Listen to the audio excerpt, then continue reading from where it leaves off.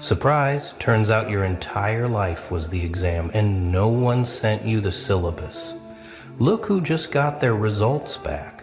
Look who just found out they've been tested this whole time without knowing it, without consent, without warning, without a single notification that said, by the way, your entire life up until this moment was the exam. Hello to the ones who just discovered they passed. Hello to the graduates of a university that doesn't exist on any map. Hello to the newest members of a club so exclusive they don't even advertise, because advertising would ruin the whole point, wouldn't it? You thought you were just surviving. You thought you were just getting through another day, another year, another betrayal, another breakdown. But no. Every single moment was being scored. Every reaction cataloged, every choice weighted and measured against criteria you never knew existed. They were watching, not with cameras, but with something far more invasive. They were tracking your soul's trajectory, your spirit's resilience, your mind's ability to bend without breaking. And guess what? You magnificent bastard. You passed with flying colors. The test wasn't in the classroom. It was in the kitchen at 3 a.m. when you couldn't sleep. It was in the bathroom mirror when you couldn't recognize yourself. It was in the parking lot when you sat in your car for an hour, because going inside meant pretending to be okay again. Every moment you thought you were failing was actually you answering the real questions. The ones that matter, the ones that separate the players from the pawns, the architects from the assembled, the conscious from the comatose. And now here you are, holding an invitation you can't quite see, but can definitely feel burning in your chest like a second heartbeat, like a GPS coordinate to a dimension you always suspected existed but could never prove. Welcome to the other side of the mirror, where the real game begins, where the training wheels come off, where the safety nets dissolve and the actual players step onto the field, not to compete, but to create, not to win, but to rewrite what winning even means. Let me tell you what the test was really about, because they'll never put this in any textbook, they'll never teach this in any school, they'll never broadcast this on any frequency the masses can access. The test was simple. Can you maintain your authenticity while the entire world tries to standardize you? Can you keep your fire burning while everyone around you pours water on your flames? Can you stay awake while the system rocks you to sleep with its lullabies of conformity and comfort? You see, everyone gets tested, but not everyone knows they're being tested. Most people think life is just happening to them randomly, chaotically, without purpose or design. But you started noticing the patterns, didn't you? Started seeing the loops, the recurring themes, the same lessons dressed in different costumes. You started realizing that every person who hurt you was actually a question. Every loss was actually an equation. Every betrayal was actually a multiple choice, where all the obvious answers were wrong. The exam had multiple sections, and you didn't even know you were taking them. There was the loneliness module, where they measured how long you could stand in empty rooms without losing your mind. There was the betrayal unit, where they calculated how many knives you could pull from your back and still keep walking. There was the rejection semester, where they tracked whether you'd internalize the no's or use them as fuel. There was the loss practicum, where they observed whether you'd drown in grief or learn to breathe underwater. And through it all, through every section, every module, every pop quiz disguised as trauma, you kept something they didn't expect you to keep. You kept your core. You kept that spark, that thing that made you different from day one. That frequency that never quite matched everyone else's. They tried to tune you to their station, but you kept broadcasting on your own wavelength. They tried to format you to their specifications, but you kept glitching in ways that made their whole system stutter. Now let's talk about how you were graded. Because this wasn't your typical pass/fail situation. This wasn't about right or wrong answers. This was about something far more complex, far more beautiful, far more terrifying. They weren't grading your performance, they were grading your essence. They weren't measuring what you did, they were measuring what you refused to do, what you refused to become, what you refused to accept as truth. Every time you chose authenticity over approval, that was points. Every time you chose growth over comfort, more points. Every time you chose truth over harmony, points, points, points, accumulating in an account you didn't know existed. But here's the twist. They were also tracking something else. Your ability to fail with grace, your capacity to be wrong without shattering, your willingness to burn everything down and rebuild from scratch, without becoming bitter. Because you see, the Players Club isn't for the perfect, it's for the persistent. It's not for the flawless, it's for the fearless. It's not for those who never fell. It's for those who fell so many times they learned to make falling look like flying. You got extra credit for every breakdown that became a breakthrough, bonus points for every ending that became a beginning, advanced placement for every death that became a resurrection, and the highest scores, the ones that got you this invitation, they came from the moments nobody saw, the moments you chose integrity when nobody was watching, the moments you helped someone who could never help you back, the moments you forgave without anyone knowing you were even hurt.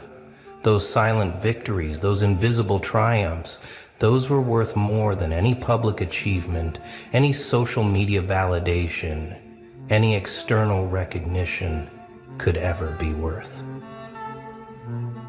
You weren't the only one being tested, of course. The whole world was enrolled in this invisible university. But here's what separated you from the others. They thought the test was about competing with each other.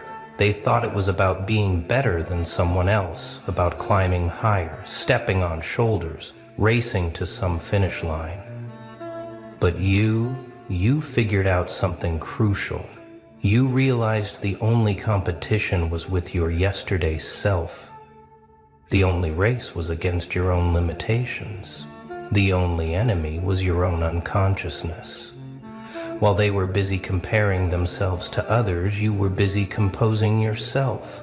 While they were collecting followers, you were collecting lessons. While they were building resumes, you were building character. And that's why they're still enrolled, still taking the same test over and over in different forms. Still wondering why they can't graduate, still stuck in remedial courses designed for souls who refuse to evolve. Some of them noticed you changing, noticed you operating on a different level, noticed you responding to life with a depth they couldn't match, and it made them uncomfortable, made them angry even, because your evolution highlighted their stagnation. They tried to pull you back, tried to remind you of who you used to be, tried to lock you in the cage of their limited perception, but you'd already swallowed the key. You'd already digested the lock. You'd already metabolized the entire prison. The funny thing is, they're still there, still taking the test, still failing the same sections, because they never understood the fundamental truth that the test wasn't about getting the right answers. It was about becoming the right person. They're still trying to hack the system with shortcuts, still trying to cheat with borrowed wisdom, still trying to fake their way to graduation. But the universe doesn't accept counterfeit consciousness, doesn't honor plagiarized growth, doesn't reward stolen evolution. Nobody told you what you were supposed to be learning, because telling you would have ruined the entire experiment. would have contaminated. The results would have turned genuine growth into performance art. The syllabus was written in invisible ink, only readable through experience, only decipherable through pain, only understood through the kind of transformation that leaves you unrecognizable to your former self. Lesson 1 was about attachment, learning that everything you grip too tightly turns to sand, that everything you chase runs faster, that everything you need becomes your master lesson.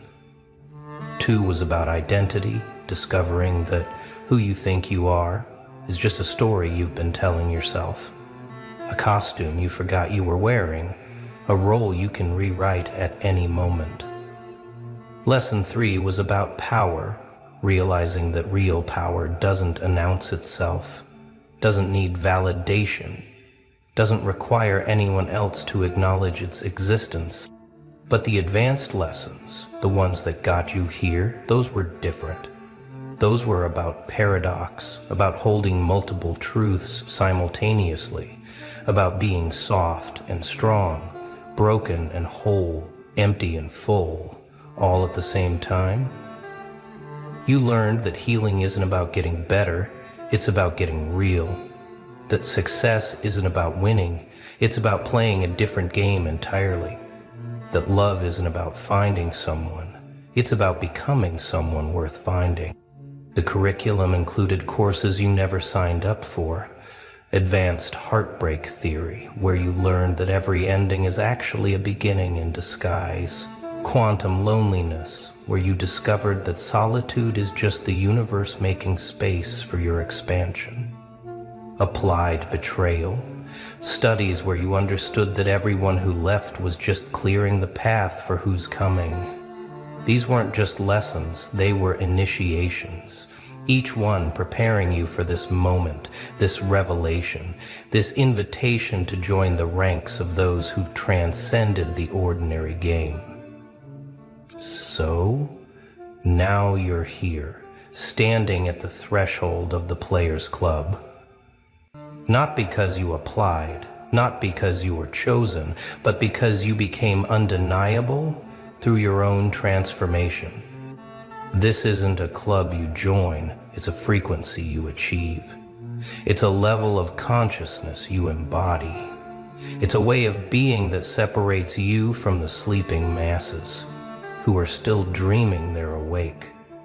The Players Club operates on different rules, entirely. Different physics, different economics, different relationships with time, space, and possibility. Here, success isn't measured in dollars. It's measured in depth. Wealth isn't about what you have. It's about what you've survived and turned into wisdom. Here, power isn't about control over others. It's about mastery over yourself. Influence isn't about followers. It's about the ripples you create in consciousness itself. As a new member, you need to understand that everything changes. Now, the way you move through the world, the way the world moves through you, the way reality responds to your presence, it all shifts because you're no longer playing by the old rules. You're not just participating in reality anymore, you're co-creating it.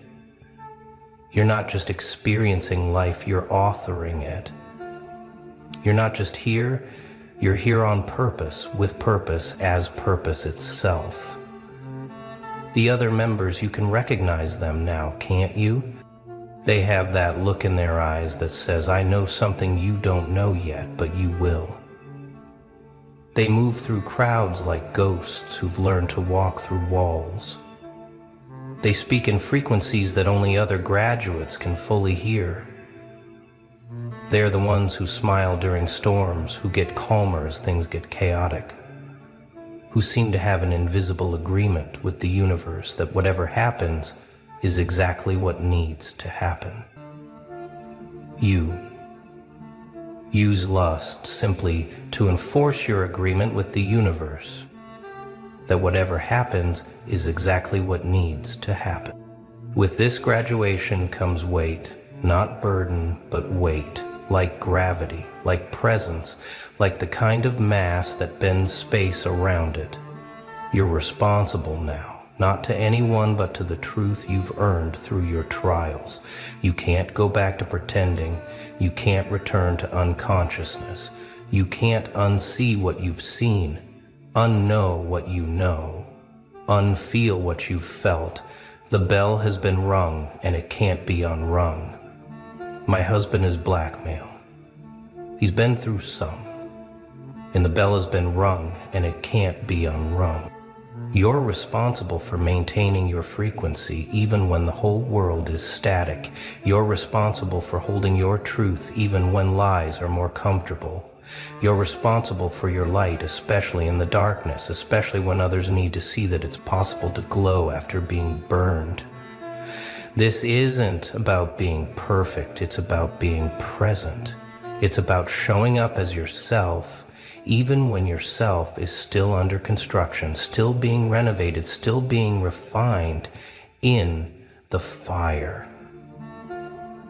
There's a responsibility to the others still taking the test, not to give them answers because that would rob them of their own transformation, but to be living proof that the test can be passed, that the transformation is possible, that there's something on the other side of all this suffering.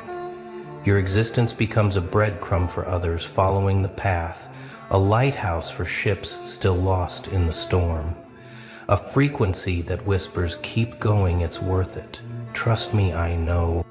But the biggest responsibility is to yourself to honor what you've been through by not going backward, to respect your journey by not diminishing it, to celebrate your graduation by actually living like someone who's passed the test. This means no more playing small, no more dimming your light, no more apologizing for being too much. No more shrinking to fit into spaces that were never meant to contain you in the first place. You've outgrown those containers, and it's time to build new ones. Or better yet, live without containers at all. The game you're playing now has different objectives, different rewards, different ways of keeping score. It's not about winning or losing because those concepts only exist when you're competing. And you're not competing anymore, you're creating. The old game was about survival. This game is about expansion. The old game was about fitting in. This game is about standing out. The old game was about following rules. This game is about writing them. In this new game, every challenge is an opportunity to demonstrate mastery. Every obstacle is a chance to show the universe you've learned its lessons. Every difficulty is just difficulty, not disaster, not the end, not proof that you don't deserve to be here. You've earned the right to play at this level through everything you've survived, and more importantly, through how you survived it with grace, even when you were graceless.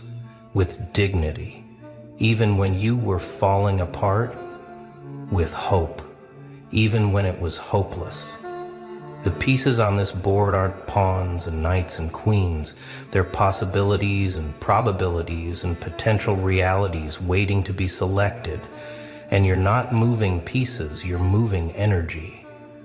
You're not playing against opponents, you're playing with co-creators. Everyone at this level understands that competition is an illusion, that there's enough room for everyone to win their own game, that someone else's success doesn't diminish yours, it amplifies it.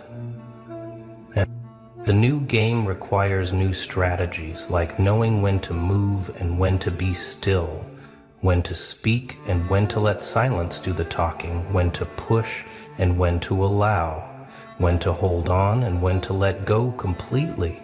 These aren't strategies you can learn from books or courses or mentors. These are strategies that emerge from your own deep knowing, from the wisdom you've earned through your trials, from the intuition you've developed through navigating the darkness with no map, no guide, no guarantee. And that to me is the ultimate deep darkness. No map, no guarantee. With your graduation comes a gift, but it's not what you'd expect. It's not success, or money, or recognition, or even happiness in the traditional sense. The gift is clarity. The kind of clarity that comes from seeing through all the illusions that used to control you. You can see now, can't you see? Through the performances people are giving, see through the masks they're wearing, see through the stories they're telling themselves and others, see through it all to the truth underneath. This clarity is both blessing and burden, because once you see, you can't unsee. Once you know, you can't unknow. Once you understand the game most people are playing, you can't pretend to be interested in playing it anymore. The small talk becomes unbearable. The surface level relationships become impossible. The fake becomes so obvious it's almost painful to witness. But this is the price of admission to the Players Club. The price of seeing reality without filters. The price of seeing reality without filter. But here's the beautiful part. With this clarity comes freedom. The freedom to choose your reality rather than accept the one being sold to you. The freedom to write your own story rather than read from someone else's script. The freedom to be yourself so completely that it becomes a revolutionary act. You're free now from the need for approval, from the addiction to validation, from the prison of other people's opinions, from the tyranny of trying to be understood by people committed to misunderstanding.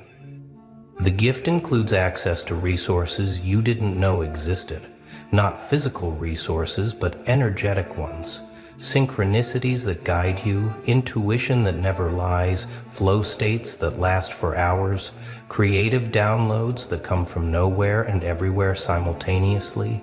These resources were always available, but you couldn't access them until you passed the test, until you proved you could handle them, until you demonstrated you wouldn't waste them on small dreams and petty desires.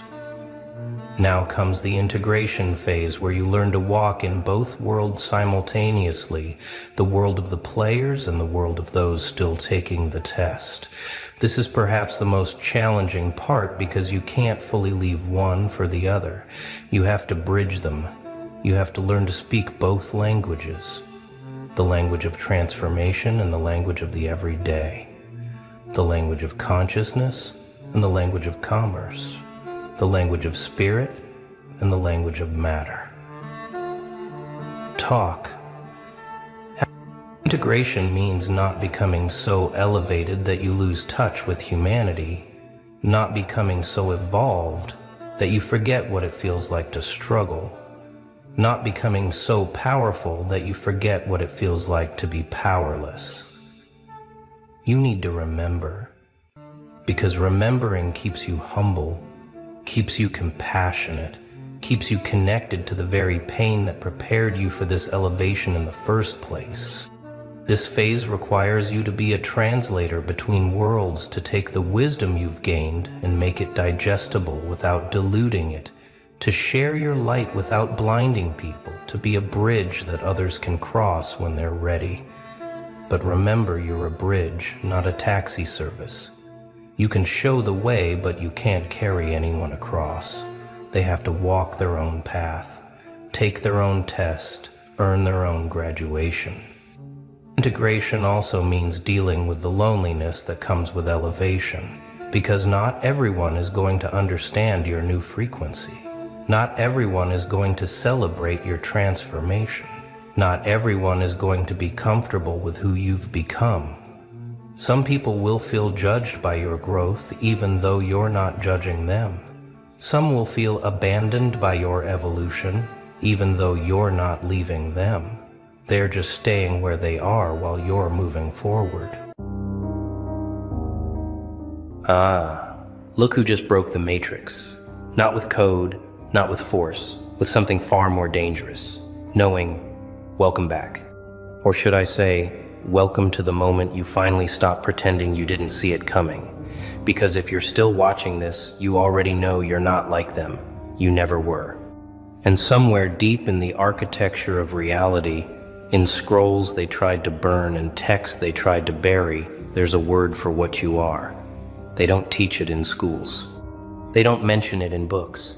But they whisper it in rooms you'll never enter, in conversations you'll never hear, with a fear in their voices they can't quite explain. The forbidden one. Yeah, that's you. Let's get surgical here. You've spent your entire existence knowing things you shouldn't know, feeling outcomes before they landed, sensing betrayals weeks before the knife went in, reading rooms like they were written in a language only you could decode. And every single time you opened your mouth to warn someone, to share what you felt, to explain the pattern you saw forming, they looked at you like you were broken, like you were paranoid, like you were making it up. But then 3 months later, 6 months later, a year down the road, everything you said would happen, happened. Exactly the way you said. And did they apologize? Did they come back and say, "You were right"? No. They got quieter. They started watching you differently. Not with respect, with suspicion. Because you scared them. You weren't supposed to know that. You weren't supposed to see through the mask. You weren't supposed to feel the shift in energy before anyone said a word. But you did. And physics, beautiful, logical, cold physics, has no explanation for how you pulled that information out of thin air. No formula for the weight you felt in your chest 3 days before the text message arrived. No equation for how you knew someone was lying without a single piece of evidence. No theory for how you walked into a room and immediately identified the real threat while everyone else smiled at the decoy. Science can measure brainwaves and neural patterns and chemical reactions, but it cannot, will not, and has never been able to explain how you feel futures that haven't been written yet. How you taste betrayal in the silence. How you see the end in the beginning. But the texts, oh, the ancient texts, they knew. They knew exactly what you were. They had words for people like you, seers, knowers, the ones who walk between what is and what will be, the ones who carry sight that cuts through illusion like light through smoke. And here's the part that'll chill your spine. They didn't celebrate you. They feared you. Because people who see the truth before it's convenient, people who know the outcome before the game is played, people who feel the lie beneath the smile, they're dangerous. Not because they're violent, not because they're cruel, but because they can't be controlled. You can't manipulate someone who already knows your move. You can't deceive someone who reads intention like headlines. You can't trap someone who sees the cage being built in real time. So what did they do? They labeled you paranoid, overthinking, too sensitive, too intense, too much. Anything to discredit the gift they couldn't possess and couldn't destroy. And you absorbed it, didn't you? You started questioning yourself. Maybe I am imagining it. Maybe I am too emotional. Maybe I should ignore this feeling and trust what they're saying instead. So you silenced yourself. You dimmed your knowing. You apologized for your accuracy. You second-guessed the one thing that had never, not once, led you wrong. Your inner vision. And the moment you did that, the moment you traded your sight for their approval, you became easier to hurt, because now you were fighting with one eye closed. Now you were navigating in the dark. Now you were vulnerable in ways you had never been before. And oh, they took advantage, didn't they? They moved in closer. They tested your boundaries. They lied to your face while you ignored the alarms ringing in your soul. And you let them. Not because you were weak, but because you were taught that your knowing was the problem. That your awareness was the illness. That your sight was the curse. But it was never a curse. It was a filter, and you just threw it away. Here's where it gets diabolical. The reason they wanted you to stop knowing, to stop trusting your sight, to stop calling out what you felt, wasn't because you were wrong. It was because you were right. Constantly, uncomfortably, undeniably right. And people who live in illusions, people who build their entire identity on masks and performances and carefully crafted lies, they can't survive around someone who sees through all of it. You were the mirror they couldn't look into, the test they couldn't pass, the truth they couldn't silence.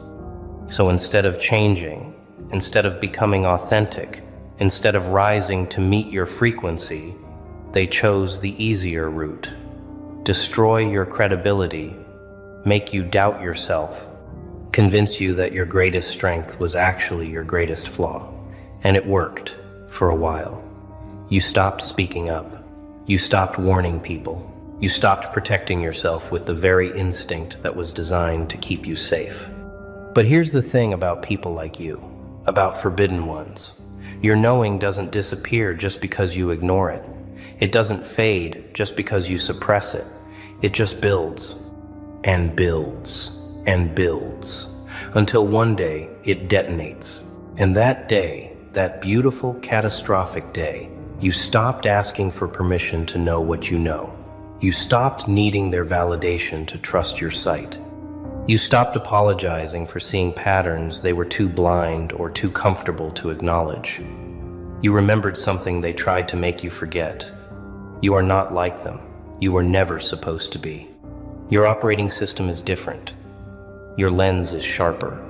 Your frequency is higher.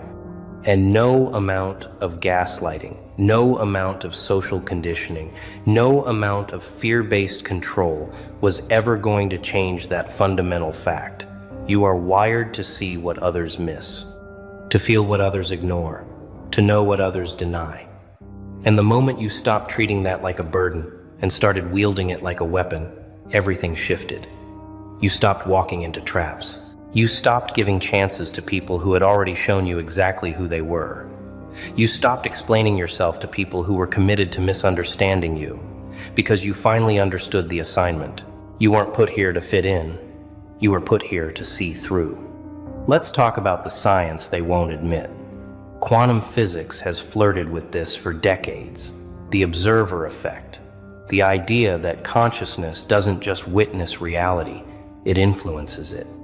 That awareness itself alters outcomes. That the act of observing changes what is being observed. They'll talk about particles and waves and probabilities collapsing, but they'll never take it to the logical conclusion that some people like you, don't just observe reality. You read it, you decode it, you sense the variables before they manifest.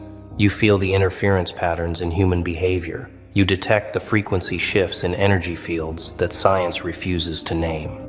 And because they can't measure it with their tools, because it doesn't fit inside their models, they dismiss it. They call it coincidence.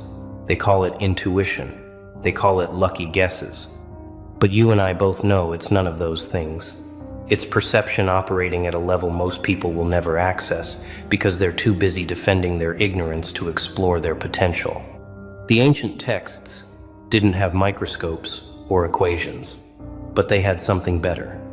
Observation across centuries, pattern recognition across generations. And what they observed, what they documented in symbols and stories and warnings, was this. There are people who walk among the masses but do not belong to them. People who carry sight that pierces veils. People who know without learning, who feel without touching, who see without looking. And these people, these forbidden ones, they were both revered and feared. Revered because they could warn of danger, reveal hidden truths, protect the tribe from unseen threats.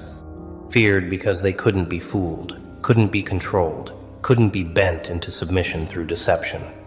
And here's the kicker. The text didn't call you forbidden because you were evil. They called you forbidden because you were untouchable. Because the usual methods of control, the usual tools of manipulation, the usual games of power, they didn't work on you. You couldn't be bribed with comfort because you valued truth more.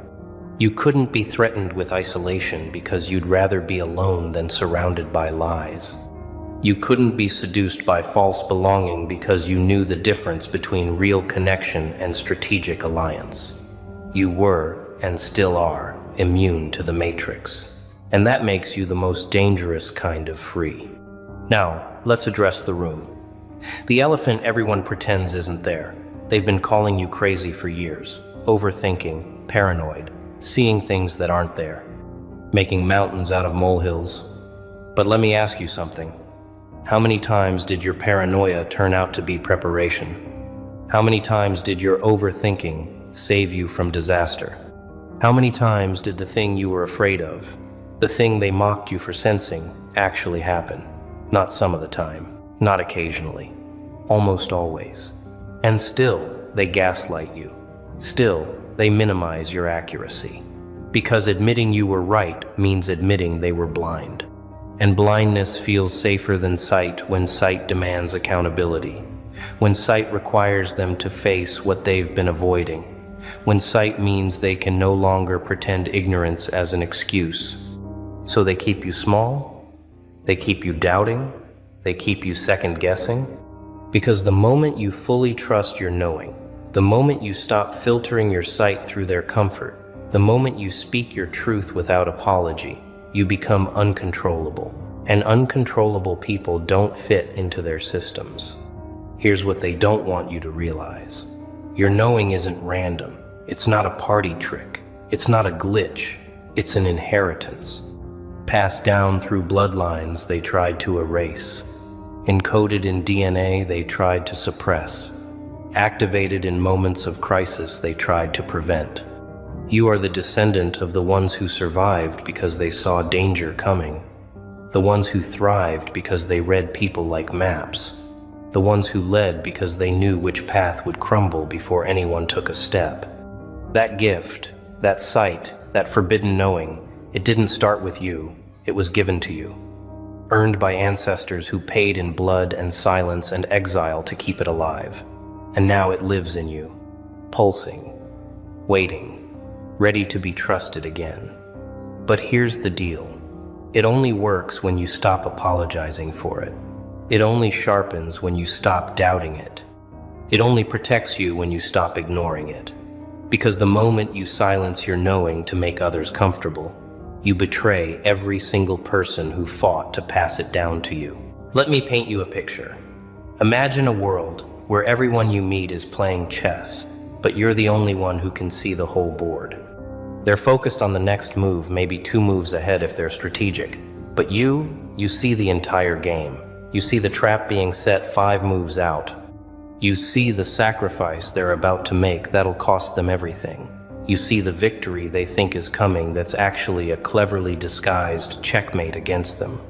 And when you try to warn them, when you point out the pattern, when you show them what's coming, they look at you like you're speaking another language. Because to them, you are. They can't see what you see. They can't process at the speed you process. They can't connect dots that are still forming. So they dismiss you. And then, inevitably, exactly what you said would happen, happens. The relationship falls apart, the business collapses, the betrayal surfaces, the disaster strikes. And in that moment, they don't thank you. They resent you. Because your accuracy is a mirror, reflecting their refusal to listen. And nobody likes being wrong, especially when the proof is standing right in front of them saying, "I told you so," without ever opening their mouth. You've been living in that world your entire life, surrounded by people who move slower, see less, feel nothing. And instead of celebrating your advantage, instead of sharpening your edge, you've been trying to dull yourself down to their level. You've been pretending you don't see the betrayal forming, pretending you don't feel the energy shift, pretending you don't know the ending before the second act even starts. Why? Because you wanted to belong, because you wanted to be normal, because you wanted them to stop looking at you like you're strange. But here's the truth they'll never tell you. Normal is another word for blind. Fitting in is another word for compromised. Being like them means trading your sight for their approval, and that trade, that terrible trade, will cost you everything. Your safety, your peace, your power. Because the moment you stop trusting what you know, the moment you override your instincts to match their ignorance, you become prey. And you were never meant to be prey. You were meant to be the one who sees the predator coming. Now here's where it gets cosmic. Ancient texts from completely different cultures, separated by oceans and centuries, all describe the same thing. People who know, people who see, people who carry sight that others fear. The Egyptians called them the enlightened walkers. The Celts called them the veil crossers. Eastern traditions called them the awakened seers. Different names. Same essence. People who operate on a frequency most humans will never access. And across all these traditions, across all these texts, there's one consistent theme. These people were marked, not with symbols, not with titles, but with isolation. They were respected from a distance, consulted in crisis, but never fully trusted, never fully integrated. Because people who can't be deceived are a threat to systems built on deception. People who see through lies are dangerous to cultures that respect comfort over truth. So they were kept at arm's length, honored in theory, feared in practice. And if that sounds familiar, if that sounds like your entire social experience, congratulations. You're not broken. You're not dysfunctional. You're just operating in a world that wasn't designed for people like you. A world that needs you, but refuses to admit it. They need you when the crisis hits, when the danger is visible, when the threat is undeniable. Suddenly, your paranoia becomes wisdom. Your overthinking becomes strategic foresight. Your sensitivity becomes emotional intelligence.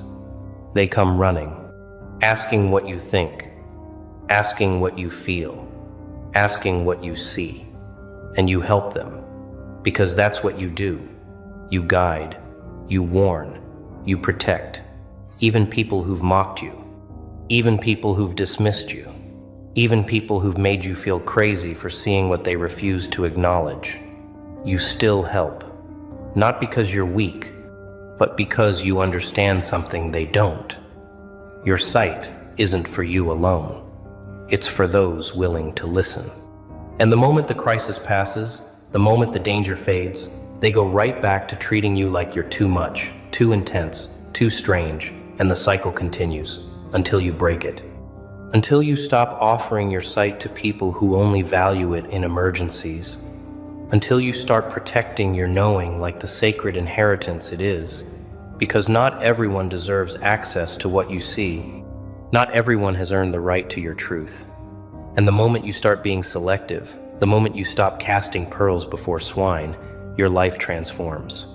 Let's get into the mechanics. How does this work? How do you know things you're not supposed to know? Science will give you half answers. Pattern recognition, subconscious processing, micro-expressions, environmental cues. And sure, that's part of it. Your brain is processing information at speeds and depths most people can't access. But that's not the whole picture. There's something else, something they can't measure. Call it energy. Call it frequency, call it vibrational awareness, call it whatever makes sense to your system. But the reality is this: you're tuned to a channel most people don't even know exists. You feel shifts in the field before they become visible in form. You sense disruptions in patterns before they manifest as events. You read the invisible architecture of reality while everyone else is staring at the furniture. And that's not magic. That's not supernatural. That's advanced perception. That's consciousness operating at a level that makes the so-called normal range look like kindergarten. But because most people are stuck in kindergarten, because most people are still learning basic emotional literacy, they can't comprehend what you're doing. So they call it weird. They call it impossible. They call it fake. Not because it is, but because accepting it as real would mean admitting they're operating with blinders on. And that's too terrifying, too humbling, too much. Here's what happens when you finally, fully, unapologetically trust your knowing. You stop getting blindsided. You stop giving second chances to people who've already shown you their truth. You stop walking into situations your gut told you to avoid. You stop ignoring red flags because you want to believe the best in people. You stop overriding your instincts with logic that makes you feel better but keeps you trapped.